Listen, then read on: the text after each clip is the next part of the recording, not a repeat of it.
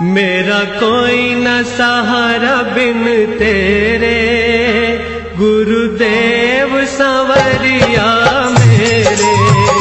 मेरा कोई न सहारा बिन तेरे, गुरुदेव संवरिया मेरे।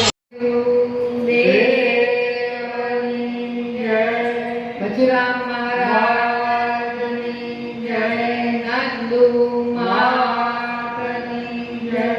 संत श्री नरेंद्र महाराज की जय, श्री वर्षा परशुराम की जय। ગુરુવારે બાપુએ આપણને નિજ સ્વરૂપની ઓળખાણ કેવી રીતે કરવી એના વિશેનું એક સ્પષ્ટ સુંદર એવું એક દ્રષ્ટાંત આપણને છેલ્લે આપેલું, જે પ્રતિબિંબ આપણી દ્રષ્ટિ જે છે તે પ્રતિબિંબમાં ઠેરાયેલી છે। હવે બિંબ તરફ જો દ્રષ્ટિ જાય તો પોતાના નિજ સ્વરૂપની ઓળખાણ થાય। એટલે જ્યારે પેલા દ્રષ્ટાંત આપતા હતા ત્યારે લાકડી જેમ જેમ ઊંચી કરતા જાય તેમ તેમ અમુક અમુક લોકોની દ્રષ્ટિ પ્રતિબિંબ ઉપર રહી ગઈ કે ક્યાંક આપણા નસીબમાં નહીં હોય ને આ ઉઠાઈ જશે, અથવા આપણા નજર અંદાજ કરી અને આ સાધુ આ હાર લઈ જશે એવી આશંકામાં એ ત્યાં રહી ગઈ। બે જણાની એવી દ્રષ્ટિ હતી કે જે લાકડીના તેરવા અણી સુધી રહી। એને એમ થયું કે ભલે જે થવાનું એ થાય, પણ એકવાર આ શું કહેવા માંગે છે એ આપણે જાણી લઈએ। તો એકની દ્રષ્ટિ લાકડીના અણી સુધી પહોંચી, અને એકની દ્રષ્ટિ માત્ર ને માત્ર એ લાકડીની અણીથી જોડી જે શાન ઈશારો બતાવવા માંગતા હતા ત્યાં ગઈ।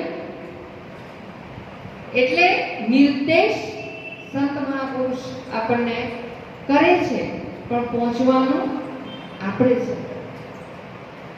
પ્રતિબિંબમાં જે આનંદ સુખ મળી રહ્યું છે એ ક્ષણિક છે, અને કાલે જ બાપુએ સમજાવ્યું હતું કે એ ક્ષણિક સુખ છે, આનંદ છે, એ સુખના મહાસાગરમાંથી જ એક એમાંનું એક સ્ફુરણ છે। પ્રતિબિંબ અને બિંબ, જેવું બિંબ છે એવું જ પ્રતિબિંબ દેખાય। દર્પણ હોય એમાં અમે નાના હતા ત્યારે પટાપટા વાળા પેલા ફૂગથી ફૂલાવાના ફુગ્ગા, પેલા બોલ આવતા હતા જે 10-10 રૂપિયામાં મળતા હતા।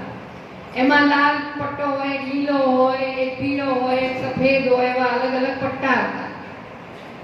દર્પણ આગળ એ જે રંગ અલગ અલગ જે છે તે દેખાય છે, તે પ્રતિબિંબની અંદર કંઈ ભેગા તો નથી થઈ જતા। જેવા છે તેવા જ, એટલે જેવું બિંબ છે એવું જ પ્રતિબિંબ તો જણાય છે, પણ એને જો પ્રાપ્ત કરવું હોય તો જે પ્રતિબિંબ જણાય છે તેની વિરુદ્ધ દિશામાં જવું પડે। દર્પણ આગળ બોલ પડ્યો હોય તો દર્પણની અંદર દેખાતા બોલને લેવા માટે દર્પણ આગળ પાછા ફરવાની જરૂર રહેતી નથી। કોઈ પણ કાળે દર્પણમાંથી લેવાનો પ્રયત્ન કરીશું તો મળવાનો નથી, પણ તેની સામેની એટલે કે વિરુદ્ધ દિશામાં જો તમે જાઓ અને બોલ ઉઠાવો તો એ તમારા હાથમાં આવી શકે। એવી રીતે આપણે સુખ અને આનંદ, નિજાનંદ શોધવા માટે આપણી દ્રષ્ટિ પ્રતિબિંબમાં જ રહેલી હોય છે। તેમાં હટાવો કેવી રીતે હટે, અને એમાંથી દ્રષ્ટિ જ્યારે હટશે ત્યારે જ આપણે આપણા મૂળ સ્વરૂપનું દર્શન કરી શકીશું। પણ ત્યાંથી હટે ક્યારે કે એને પ્રતિબિંબના અનુભવથી ખબર પડી જાય કે આ ખરેખર મને સુખદાયી નથી. આને પાખડ કરવાથી પ્રાપ્ત થવાનું નથી, પણ મૂળ સ્વરૂપમાં, એટલે કે જે દર્દ એને અનુભવવું જોઈએ, તડપ જે છે એની, કે મારે આને લેવું જ છે, મારે આને પ્રાપ્ત કરવું જ છે, અને એવી જો તડપ હોય, એવી જિજ્ઞાસા હોય, તો સદગુરુની શાન જે મળી છે તે શાને તે જીવ જિજ્ઞાસુ પહોંચી જાય તો એના માટે બીજો કોઈ પ્રયત્ન કરવાનો રહેતો નથી. એટલે જેમ પરપોટા હોય, પરપોટા શેના હોય છે? પાણીના હોય છે. હવે એ પરપોટાની અંદર મેઘધનુષ્ય જેવા રંગીન રંગીન પચરંગી કલર્સ હોય છે. તો આપણે ક્યાં ઠેરાઈ ગયા છે? એ જે કલર્સ જે દેખાય છે એમાં આપણે મોહિત થઈ ગયા છે, અને એ સાચા લાગવા લાગ્યા છે, અને આપણને ગમવા લાગ્યા છે, અને આપણને એનાથી ગમે છે, માટે આપણને એવું થાય છે કે મને આમાંથી સુખ મળશે. પણ જ્યારે ફૂટી જાય છે ત્યારે આપણા હાથમાં આવતું નથી. પણ શું હાથમાં આવે છે? પાણી. પણ એ પાણી એ જ પરપોટો છે, અને પરપોટો એ જ પાણી છે, એવી સાચી સમજણ આપણામાં આવતી નથી. માટે સદગુરુ મહારાજની શાન, ખૂબ ગુરુગમ જ્ઞાન આપણા માટે ખૂબ જરૂરી છે. અને એ જ્યાં લઈ જવા માંગે છે, જે સંદર્ભમાં લઈ જવા માંગે છે, ત્યાં આપણે પહોંચવાનો પ્રયત્ન કરવો જોઈએ. અરે એટલે ભજનની શરૂઆતથી જ આપણને બચરામ બાપાએ કીધું કે સદગુરુની કોઈ શાન સમજી લો, બ્રહ્મ જ્યાં કા ત્યાં દર્શાયા, જૈસી લહેરી સમદર કેરી સાગર લહેર સમાયા, ભ્રાંતિ માહી જગત ભરમાયા, જૂઠ માં જૂઠ મિલાયા, જ્ઞાન કરી ગોદીલો ઘટમાં નિજ આત્મ ઓળખાયા. આ વાતો છે ગુરુગમની, અજ્ઞાની ક્યાં પાવે, વિવેકી જન તો વાત વિચારે, લક્ષ વસ્તુમાં આવે. આપણે અહીંયા સુધી આયા કે આ વાતો છે ગુરુગમની, અજ્ઞાની ક્યાં પાવે, વિવેકી જન તો વાત વિચારે, લક્ષ વસ્તુમાં આવે. એટલે વિવેકી જન વાત વિચારે ઉપર આપણે ચર્ચા કરી હતી કે દૂધમાં મેળવણ નાખી દીધા પછી દહીં થઈ જાય, એ દહીંને જો એમને રાખી મૂકીએ તો ત્રીજે ચોથે દિવસે બગડી જાય. જો એમને રાખી મૂકીએ તો ત્રીજે ચોથે દિવસે બગડી જાય. એટલે અઠવાડિયે વલોણું કરવા માટે આપણે ભેગા થવું. બગાડ ના જોઈએ, બગાડ ના થવો જોઈએ. એટલે એમાં મંથન કરવું પડે. ગુરુવારે સાંભળ્યા પછી એનું મંથન થાય, એમાંથી નવનીત પ્રાપ્ત થાય, અને એ નવનીતને તપાવવામાં આવે, કાવવામાં આવે, ત્યારે એમાંથી શુદ્ધ ઘી થાય. શુદ્ધ ઘી એટલે 7 તત્વો એમાંથી નીકળી જાય.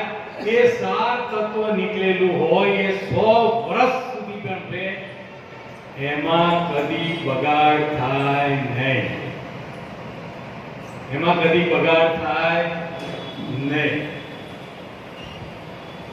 એટલે ગંગા સતીએ કીધું કે વચન વિવેકી જે નર નારી પાનભાઈ, બ્રહ્માદિક લાગે એને પાય.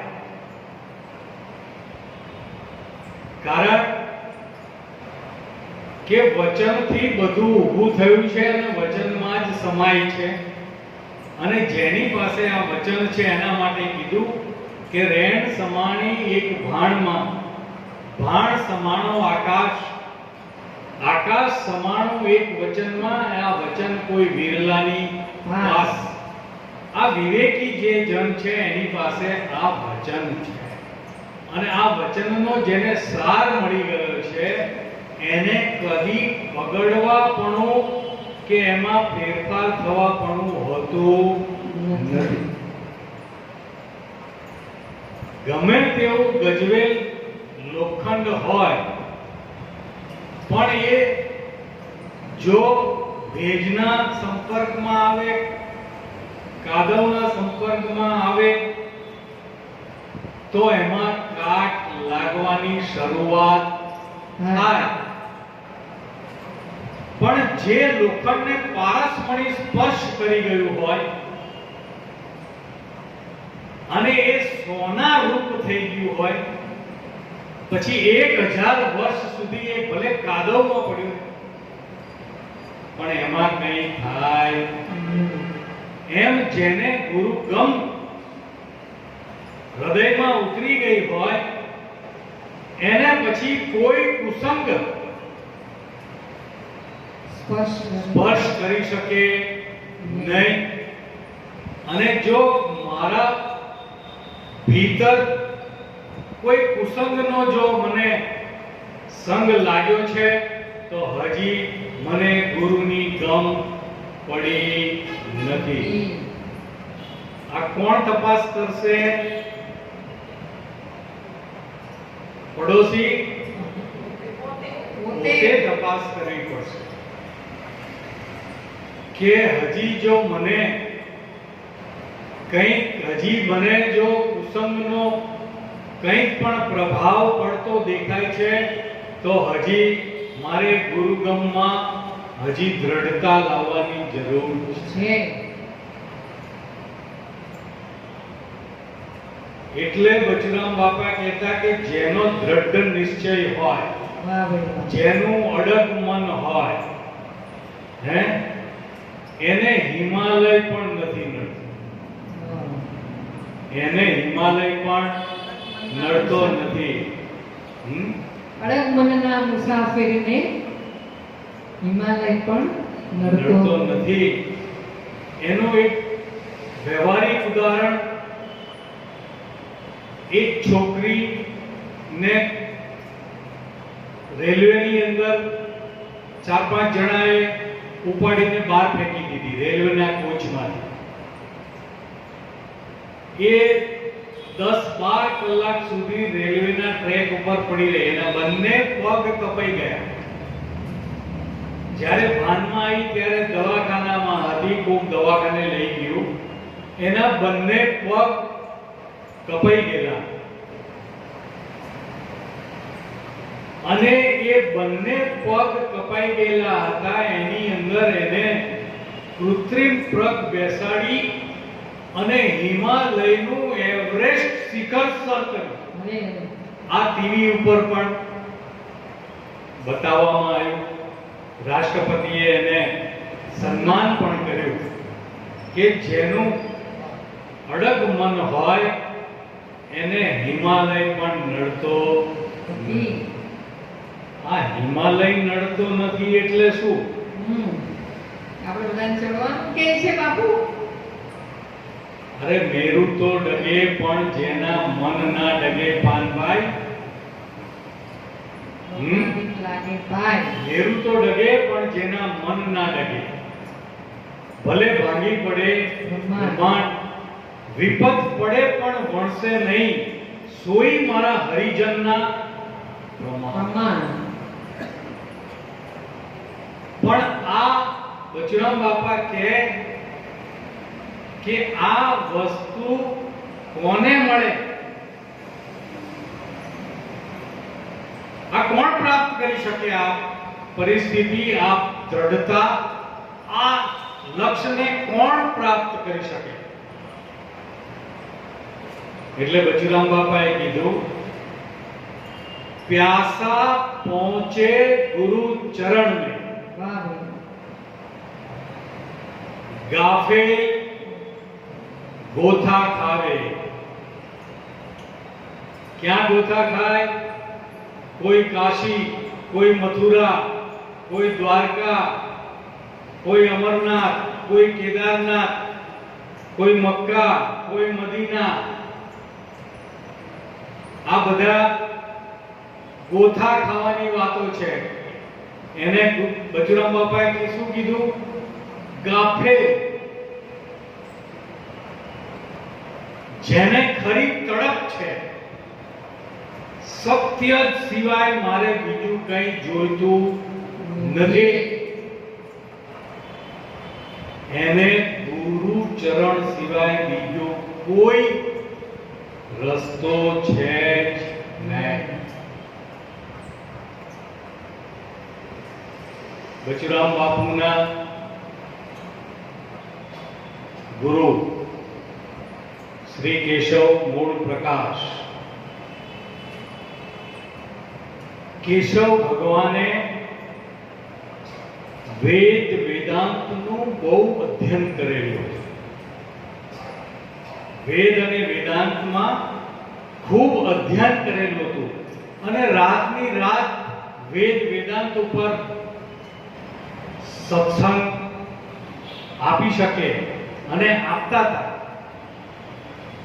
આવો અમદાવાદમાં એક સભામાં સત્સંગ કરતા કરતા કેશવ ભગવાને કીધું કે વેદ અને વેદાંત એવું કહે છે કે કણ કણની અંદર પરમાત્મા છે, હાજરા હજુર છે. આવી વાત કરી એટલે એ સભામાં ઉગમ ફોજના એક અનુયાયી ખાન સાહેબ કરીને બેઠા હતા. એ ઊભા થયા અને કે કેશવભાઈ, તમે જે વાત કરો છો કે અણુએ અણુમાં પરમાત્મા છે,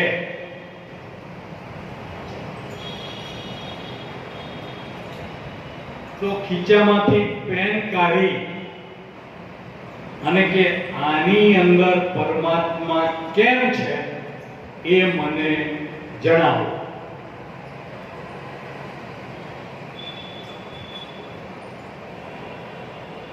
જ્યારે આ વાત આવી ત્યારે કેશવ ભગવાન વિચારમાં સરી ગયા.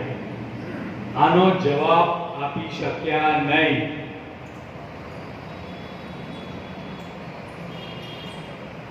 ત્યારથી એને તડપ લાગી કે આ કેમ છે, અણુ અણુમાં કેમ છે, એની હું વાત કરું છું પણ કેમ છે એની મને ખબર નથી.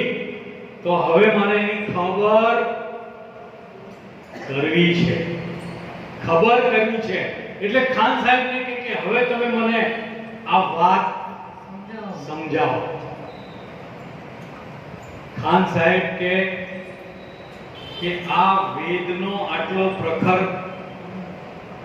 જાણકાર અને હું કદાચ આને સમજાવવામાં નિષ્ફળ જઈશ તો એનું જીવન સફળ નહીં થાય અને મને પણ જીવનભર અફસોસ રહી જશે. એટલે કે જો તમારે આ વાત જાણવી હોય તો રાજકોટમાં મૂળ સાહેબ છે, એમને જઈને તમે મળો.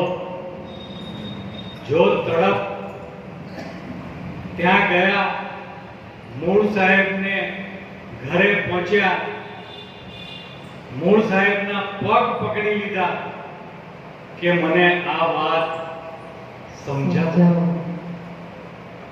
એક વખત, બે વખત, ત્રણ વખત, ત્રીજી વખત ગયા ત્યારે કેશવ ભગવાને મૂળ સાહેબને વિનંતી કરી. મૂળ સાહેબને વિનંતી કરી કે હે સદગુરુ, મને આ વાત બતાવો. આ વાત મારે જાણવી છે. એટલે એક ભજનની રચના કરી.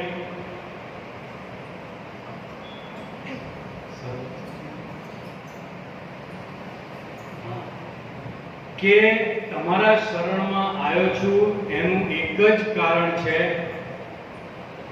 કે મારું કારજ સરસે સિદ્ધ થશે. મારું કારજ સરસે, મારું દિલ ઠરશે. ગુરુજી તમે ગુણના ભંડાર, મને આ વાત બતાવો. મારું કારજ સરસે, મારું દિલ ઠરશે. ગુરુજી ગુણના ભંડાર, આપ બતાવો વાતડિયા મને. આપ બતાવો વાતડિયા. છીન છીનમાં હું દર્શન કરવા દોડી રહી છું કે સુરત તમારી જોવા હું તો થઈ છું ઘેરી ગુરુજી, થઈ છું ઘેરી. મુખ તો બતાવો, મનમાં આવો, કહું છું દિલના વિચાર રે.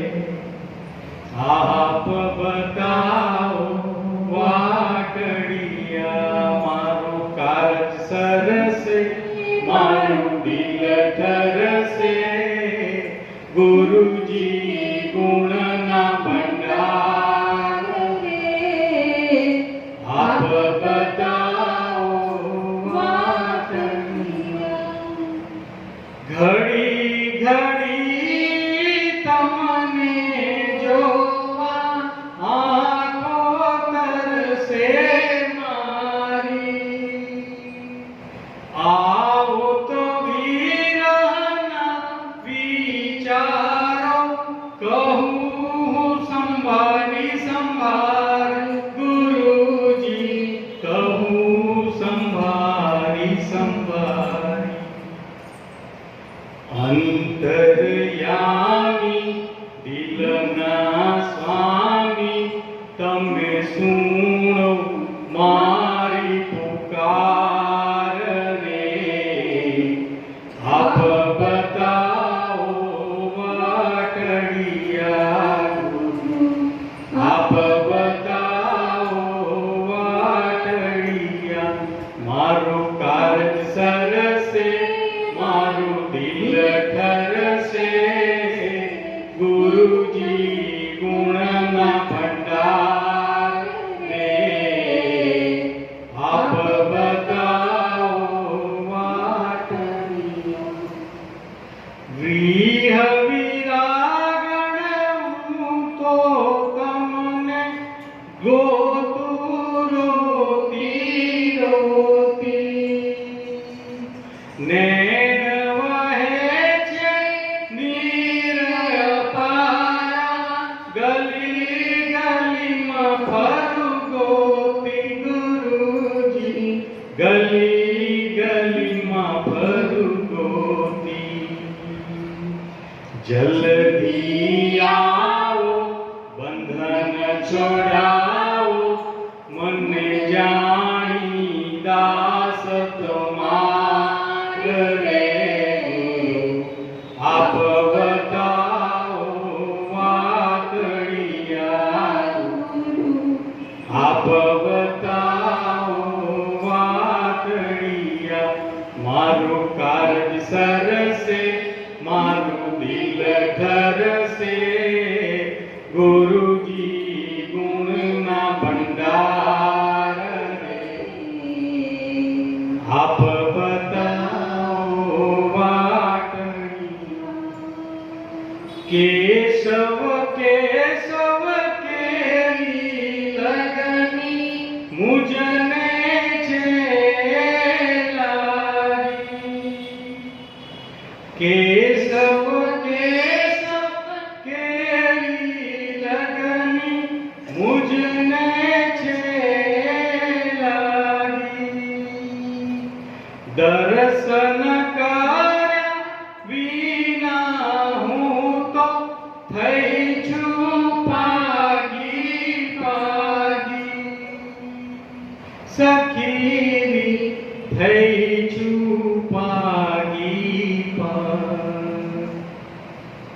મૂળ ગુરુ આવો મુખ તો બતાવો મને એક જ તારો આધાર રે આપ બતાવો વાટડિયા ગુરુ આપ બતાવો વાટડિયા મારું કારજ સરસે મારું દિલ ઠરસે ગુરુજી ગુણના ભંડાર રે આપ બતાવો વાટડિયા મને આપ બતાવો વાટડિયા મૂળ સાહેબના ચરણ પકડીને આંસુઓથી એના ચરણ ધોઈ નાખ્યા અને આવી લગ્ની આવી તડપ જ્યારે કેશવ ભગવાનમાં મૂળ સાહેબે જોઈ ત્યારે મૂળ સાહેબે કેશવ ભગવાનને આ શાન આપી અને આ શાન મળ્યા પછી કેશવ ભગવાનની લગ્ની એટલી પરાકાષ્ઠા સુધી પહોંચી કે क्या ग्रहूं क्या छोड़ूं किसकी करूं मैं आस आ सोहम समझाना शान में एम कहे छे केशव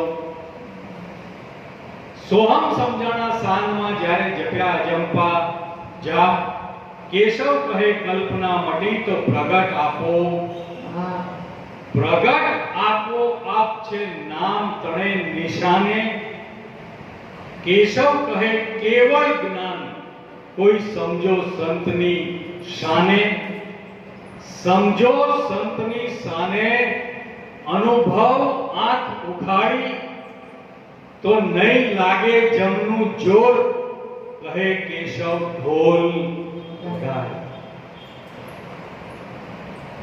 जेने आवी तड़प थाय जेने आवी तड़प थाय ने तो गुरु सामेथी एना ऊपर प्रसन्न था गुरु सामेथी एने ત્યાં આવે રામકૃષ્ણ પરમહંસનું નામ આપણે બધાએ સાંભળ્યું છે સ્વામી વિવેકાનંદના ગુરુ અને સ્વામી વિવેકાનંદ જેની પાસે જતા એને કે તમે મને ભગવાનના દર્શન કરાવી શકશો એટલે બધા વાયદા કરે કે આમ કરશો તો કરાવીશ આમ કરશો તો કરાવીશ જ્યારે નરેન્દ્ર એટલે કે વિવેકાનંદ રામકૃષ્ણ પરમહંસ પાસે ગયા કે તમે મને પરમાત્માના દર્શન કરાવશો કે ત્યારે અત્યારે કરવા છે અરે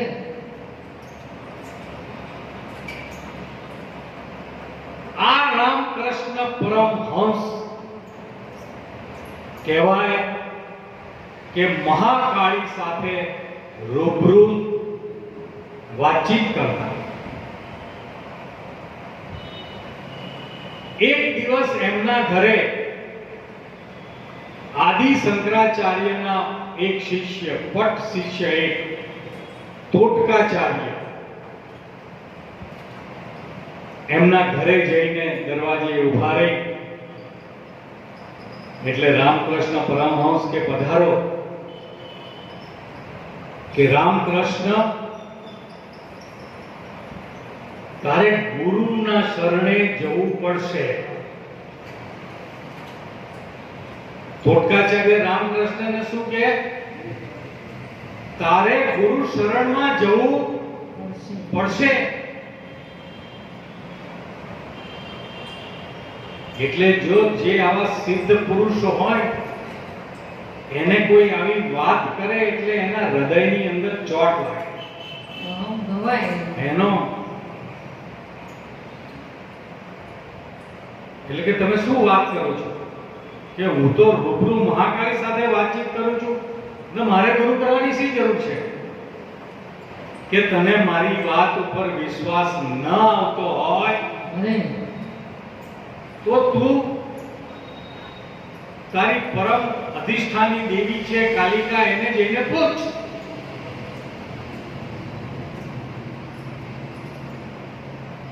જો ભાઈ એને તડપ લાગી હવે કે મેં આટલું કર્યા પછી પણ હજી જો મારે કરવાનું કંઈક બાકી હોય તો હું અત્યારે જ જઈને એને પૂછી લઉં. એટલે એ તો તરત પોતાના સાધના ખંડમાં ગયા અને આરાધ કર્યો. જેમ નરસિંહ મહેતા કેદારો ગાય એટલે કૃષ્ણ ગમે ત્યાં હોય ત્યાંથી એને રાસલીલામાં આવવું જ પડે. નરસિંહ મહેતાનો કેદારો ગાય એટલે કૃષ્ણને આવવું જ પડે. એમ રામકૃષ્ણએ આરાધના કરી એટલે કાલી હાજર થયા કે દેવી, મારા ઘરને આંગણે કોઈ સાધુ પુરુષ આવેલો છે અને મને કહે છે કે તારે ગુરુ શરણમાં જવું પડશે.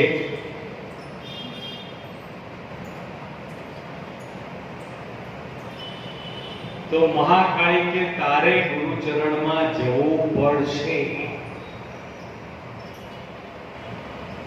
તો તોડકાચાર્યએ કીધું એ વખતે જે તો જાતો નહોતો લાગ્યો એની કરતા વિશેષ આઘાત જ્યારે મહાકાળીએ કીધું કે તારે ગુરુ શરણમાં જવું પડશે ત્યારે એને આ આઘાત કે તો મેં અત્યાર સુધી આ સાધના કરી, હું તમારી સાથે જે આ વાતચીત કરી રહ્યો છું એનું શું? એ બધું નિષ્ફળ. કે એ નિષ્ફળ ગયું નથી. એ નિષ્ફળ ગયું નથી. એ તો કે આ જે તે કર્યું છે ને એ બળના પ્રતાપે આજે ગુરુ તારા આંગણે આવીને ઉભો છે. તારે ક્યાંય ગોતવા જવું પડે એમ નથી. આવી જેની તડપ થાય ત્યારે ગુરુ એને આંગણે જાય. જો વિચાર કરજો, મહાકાળીએ કીધું કે અમારે ગુરુ છે. જેટલા અવતારી પુરુષ થયા બધાને ગુરુ છે. દેવી દેવતાઓ બધાને દાનવોને ગુરુ છે.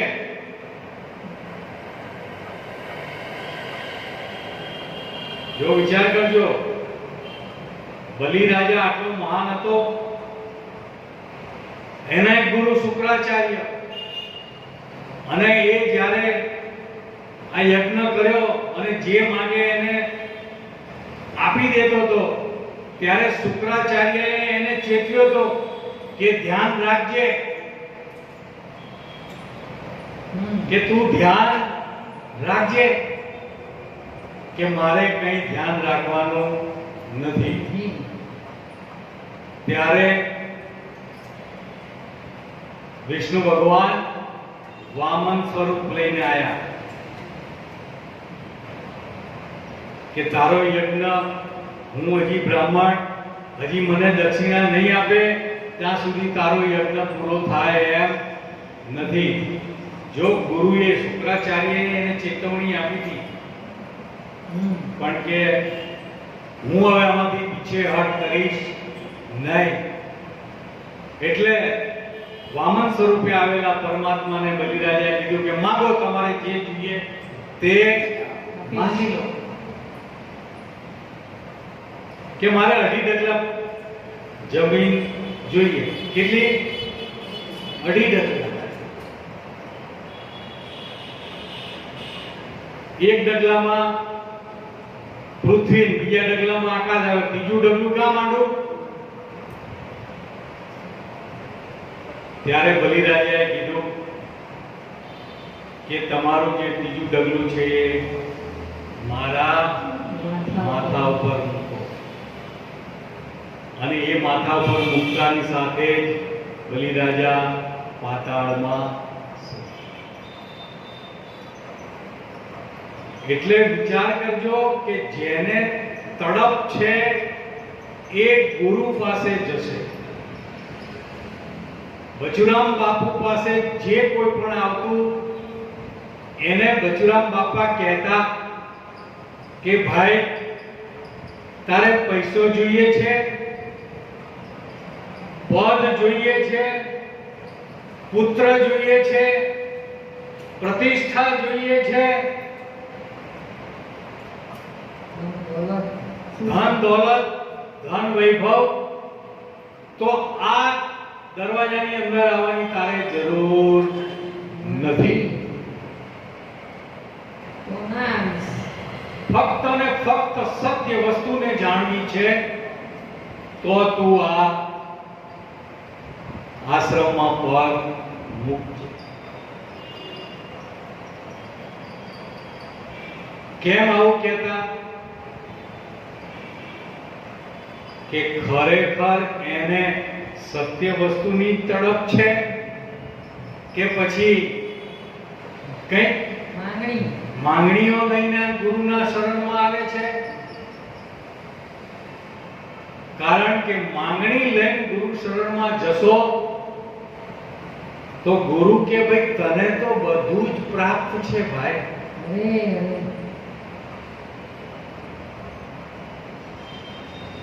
અત્યારે તને પ્રત્યક્ષ અને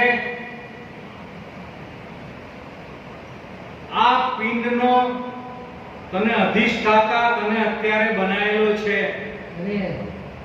અને આપણા વેદ શાસ્ત્રો કહે છે કે પિંડે સો બ્રહ્માંડે.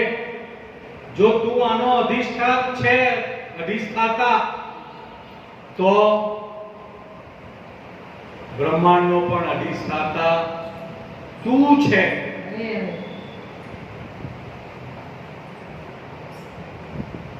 અને જો આવા સ્થાન ઉપર બેઠા પછી તું કઈ માંગણી કરે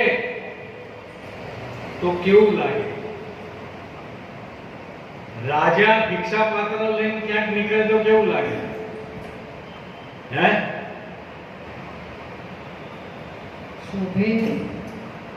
કબીર સાહેબે ઓળખાણ કરાવી દીધી કે નિર્વિકાર નિર્ભય તું ही और सकल जग सब भय माही, सब पर तेरी साहिबी, तुझ पर साहेब.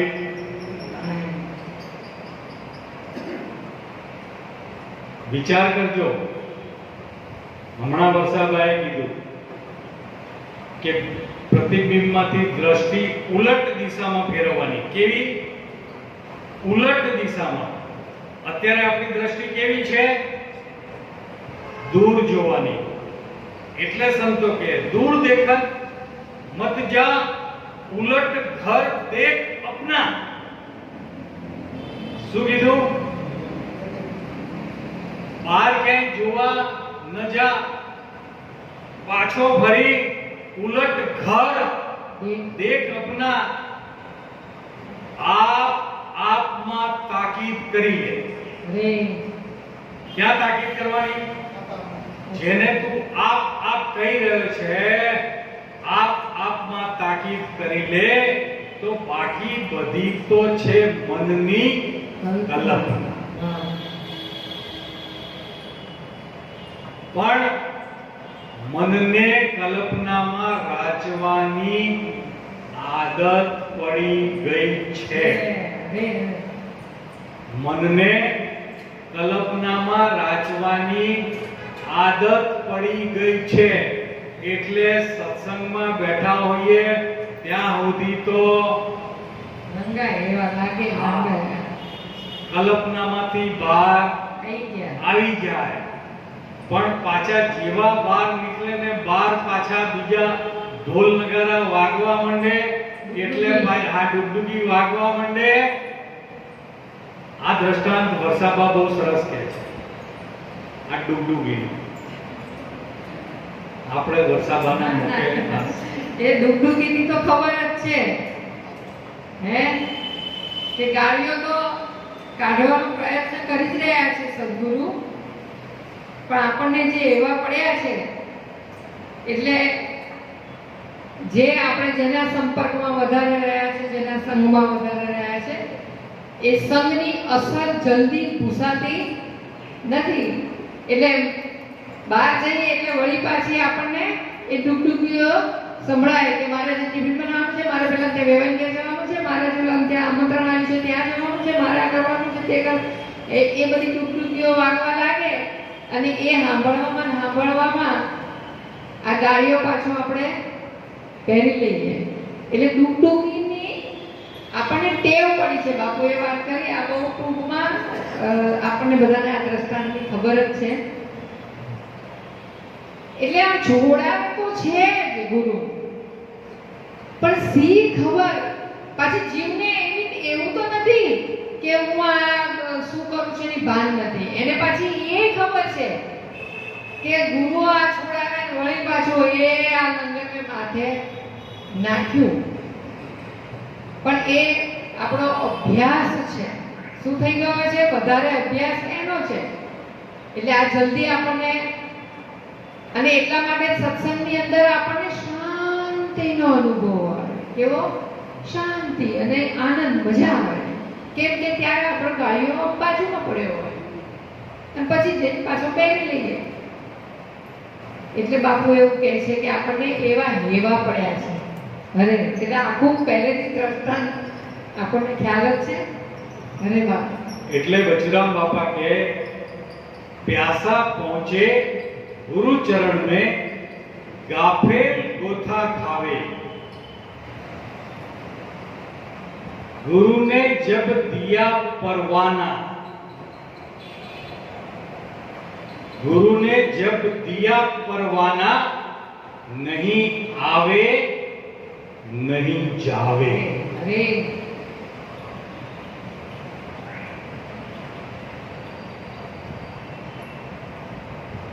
બહુ જ વિચાર કરવાની વાત છે. નહીં આવે નહીં જાવે એટલે શું? આદિ અનાદિથી જેમનું જેમ છે તેમનું તેમ છે. એમાં બનવાપણું નથી અને મટવાપણું પણ નથી. આ બનવાપણું અને મટવાપણું શેને લઈને લાગે છે?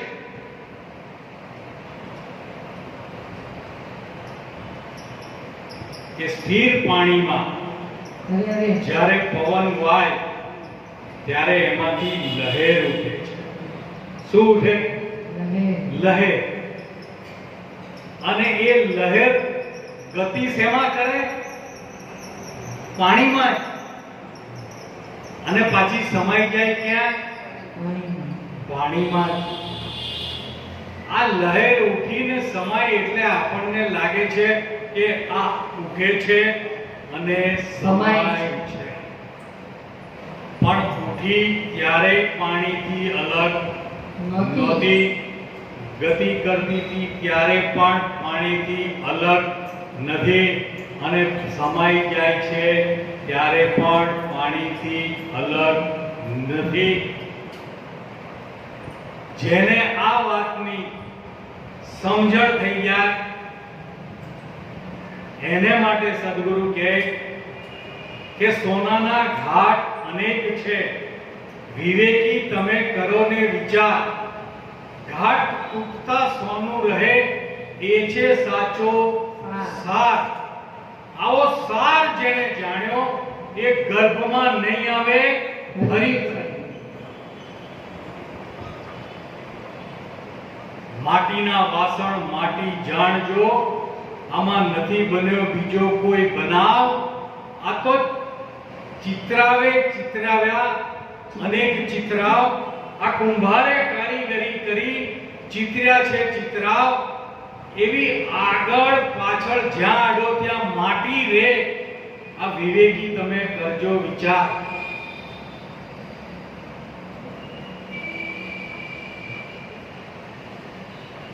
એમ વિચાર કરજો. જેણે વિચાર કર્યો કે આ સાર જેને ખ્યાલ આવી ગયો છે એને પછી બધું જ કરવા છતાં, વરસાબા કે બધું જ કરવા છતાં એનું લક્ષ્ય તો ગુરુ વચન સિવાય ક્યાંય આગા પાછું થતું નથી. ઇન્દ્રિયો પોતપોતાના ધર્મ નિભાવે, પણ ઇન્દ્રિયોની પાછળ પોતાની સહી કરવાનું જે છોડી દે છે એને કોઈ પણ પ્રકારના કર્મનું ફળ ભોગવવું પડતું નથી. અને આવન જાવન તો ફળ ભોગવવા માટે જ છે ને. ફળ જ ભોગવવાનું ના હોય તો આવન કે જાવન રહે નહીં. એટલે કેશવ ભગવાન કે હું સ્થિર થયો ત્યાં કોઈ આવે તો આ પૂર્ણ પદને આવે. અને એ પૂર્ણ પદ કેવું છે?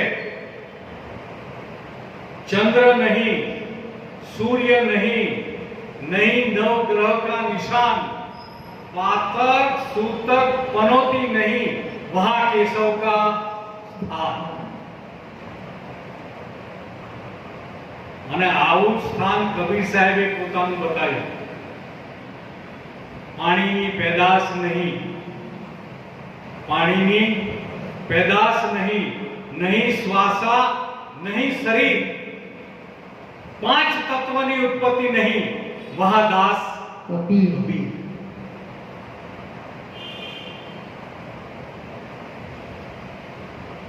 आ પોતાના સ્થાન ઉપર ઉભા રહીને વાત કરી છે.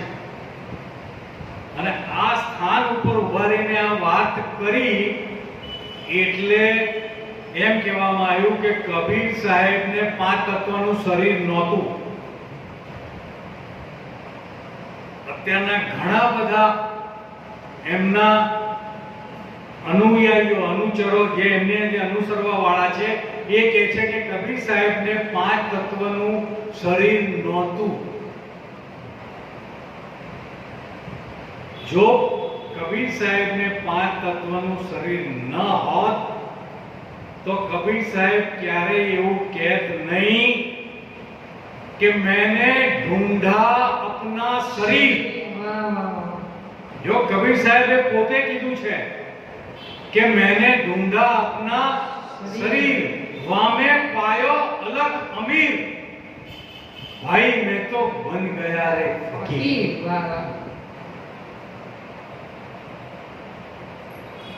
जो आज तन ज ना होता, शरीर ज ना होत तो कबीर साहब આવી વાત કરત नहीं. પણ આ વાત કરી છે એ વાતની પુષ્ટિ આપતા એમ કીધું કે કક્કા કેવલ બ્રહ્મ है, बब्बा बीज शरीर. कक्का केवल ब्रह्म है, बब्बा बीज शरीर, रर्रा रोम रोम रमरा, ताका नाम कबीर. आ रोम रोम में जे व्यापक छे आ एनी कबीर साहेबे आपने आ ओळखाण आपी छे. शरीर वगर रोम क्या छे?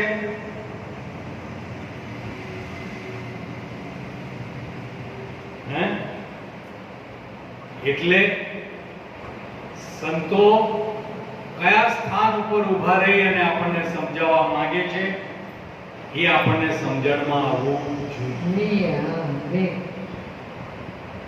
એટલે રવિ સાહેબ કે અમર પ્યાલા મારા ગુરુજીએ પાયા मन मस्तान मैं फरू रे दीवाना अमरापुरनी आश करो तो छोड़ दियो તમે અભિમાન શું છોડી દેવાનું અભિમાન પછી કે कितना लंबा कितना चौड़ा कितना है ब्रह्म का अनुमाना અરે આ બ્રહ્મ કેવો છે લાંબો ચોડો ઊંચો નીચો કેવો છે कितना लंबा कितना चौड़ा कितना है ब्रह्म का अनुमाना सोही साहेब का भेद बताओ छोड़ दियो और सब बाता बीजी बधी बात छोड़ी અને આ ભેદ અમને बताओ કેમ છે એટલે કે આપ से ऊंचा पवन से झीना आदम है अपरंपारा વધે ઘટે એને રાખે બરાબર કાયમ હે કીર્તા પણ આ ભેદ વિનાના ઘરો ઘર ભટકે આવો ભેદ જાણ્યા વિનાના ઠેર ઠેર ભટકે અરે મૂરખ લજાવે ઉજળામાંના વાહ આ મનુષ્ય જન્મ મળ્યો મળ્યો આ ઉજળું બાનું રવિ સાહેબ કે લજાવે અરે ભેદ વિનાના ઘરો ઘર ભટકે મૂરખ લજાવે ઉજળા બાના આપ ના સૂજે અરે પોતે કોણ છે એની સમજણ પડતી નથી ત્યારે શું થાય આપ ના સૂજે પથરાને પૂજે आप ना सूझे पथराने पूजे धरे साहेब का कूड़ा ध्यान जान वगरनु भजन जान वगरनु जे કંઈ પણ કરી રહ્યા છીએ એ બધું કૂડા ધ્યાના છે અરે તમારા નિજ સ્વરૂપ સિવાયનું બીજું કંઈ તમે કરો છો એ બધું કૂડું ધ્યાન છે પણ સમજણ વિનાના આવા કૂડા ધ્યાન કરે છે એટલે રવિ સાહેબ કે અબ નહીં આવું अब नहीं जाऊं अब नहीं धरू में कूड़ा ध्याना વાહ શું કે છે अब नहीं आऊं अब नहीं जाऊं अब न धरू में कूड़ा ध्याना कहे रवि राम गुरु भाण प्रतापे लिख दिया है मुझे પરવાન. વાહ આ સદગુરુએ પરવાનો આપી દીધો મોર છાપ પરવાનો તમને મળી ગયો છે એવું નક્કી થવું કે જોઈએ હવે જન્મ મરણમાં કદી આવવાપણું રહેતું નથી વિચાર કરજો કે ગુનેગારને ક્યાં રાખવામાં આવે જેલમાં અને જેલર એ ક્યાં રહે નોકરી કરવા જેલમાં જ. જેલર ક્યાં રહે જેલ જેલમાં જ. પણ જેલરને પરવાનો આપ્યો હોય એ જ્યારે જ્યારે ઈચ્છે ત્યારે બહાર નીકળી જાય જ્યારે ઈચ્છે ત્યારે અંદર જઈ શકે એને સરકારી પરવાનો મળેલો એમ જેને પરવાનો મળ્યો હોય એને પછી કઈ નડતર રહેતું નથી એમ આપણને સદગુરુએ પરવાનો આપેલો છે કે તને કઈ સ્પર્શ કરી શકે તેમ નથી તું તારા સ્વરૂપમાં અરે સ્થિર થા ત્યાં બીજું છે જ નહીં